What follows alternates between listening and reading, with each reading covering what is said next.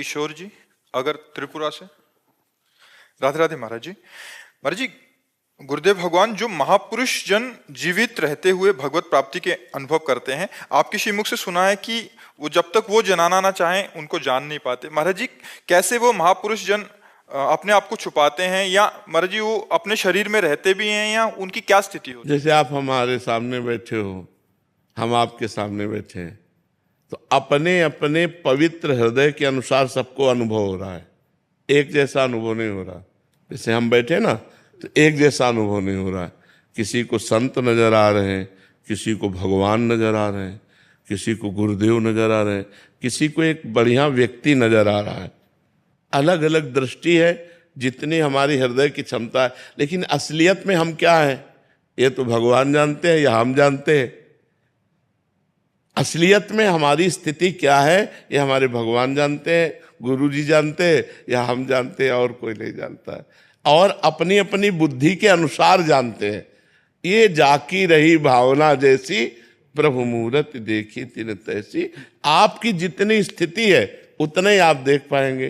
तो हमारी जितनी लेवल है हम उतने तो देख पाएंगे। तो महापुरुषों को हम कैसे पहचान सकते हैं?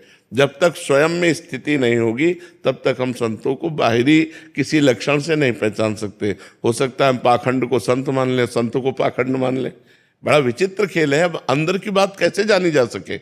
और बाहर का अभिनय तो नौटंकी नाटक में भी साधुता का लोग अच्छा कर लेते हैं, तो अभिनय को ही हम देख सकते हैं, आंतरिक स्थिति को तो देख नहीं सकते, क्योंकि आंतरिक स्थिति देखने के लिए ज्ञान नेत्र चाहिए, और वो है नहीं।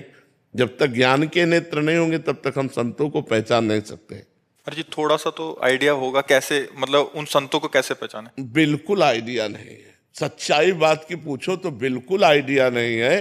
काल ने मिने जब संत वेश धारण किया तो हनुमान जी ज्ञानी नाम अग्रगण्यम है ना, बुद्धिमताम वरिष्ठम, ज्ञानी नाम अग्रगण्यम बुद्धिमताम वरिष्ठम। वो भी जाके कालनेमी को प्रणाम किए, और वो सब वर्णन करने लगा कि राम रावण का युद्ध हो रहा है, लक्ष्मण जी को। अब वो तो कालनेम सब जान। तो हनुमान जी ने कहा, आप कैसे जानते हो? बोले, तुमको भी ज्ञान हो जाएगा, हमसे गुरु दीक्षा ले लो। तो बोले, गुरु दीक्षा हाँ दे दो। तो बोले, नहा के आओ। हनुमान जी भी चक्कर में फंस गए थे ना। जब हम तुम तो मनुष्य हैं यार, वो ज्ञानी नाम अग्रगण्यम बुद्धिमान वरिष्ठम, वो उनको भी आइडिया नहीं हुआ कि ये राक्षस है। और उसने फंसा लिया हनुमान जी को। ये तो भगवान की लीला। एक मगरमच्छ जब वो खाने को दौड़ा तो उन्होंने मारा, तो वो देव रूप धारण करके बोला कि हमारा तो उद्धार हो गया आपके कर कमल से। ये जो बैठा है पाखंडी कालनेमी है, ये कोई साधु महात्मा नहीं। तब हनुमान जी ने कहा, अच्छा तो हिसाब किताब अभी हम कर देते हैं जा करके। फिर उसका उद्धार कर दिया। तो जब इतने बड़े महान पुरुष हनुमान जी महाराज कालनेमी को जाकर के उसके वेश को प्रणाम करते हैं और उसकी बात में आ जाते हैं, तो दंभी पाखंडी नाटक कैसे पहचाना जा सकता है? सत्य मार्ग तो जब हम बहुत काल, जब बहुकाल करी सत्संगा, हम बहुत काल उनका संग करें, तब हमें पता चलेगा कि हमारे आचरणों में परिवर्तन आया कि नहीं।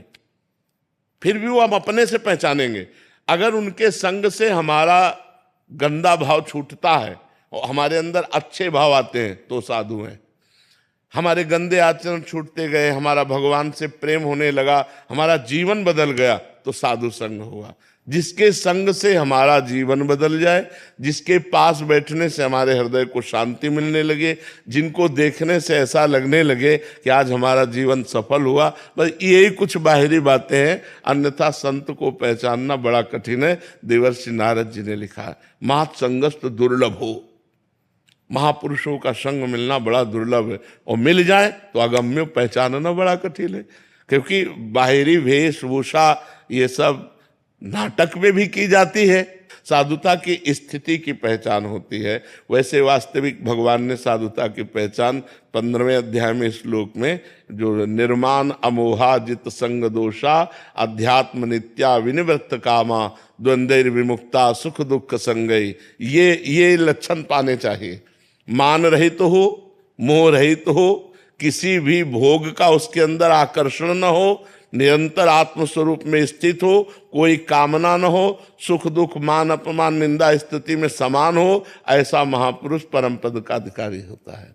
पर अब ये सब बाहरी बातें हम देख सकते हैं, आंतरिक बातें देखने के लिए ज्ञान नेत्र चाहिए, इसीलिए कहा। तो महापुरुषों को बिल्कुल आइडिया नहीं लग सकता कि कौन सही है कौन गलत है, वो भगवान ही जानते हैं।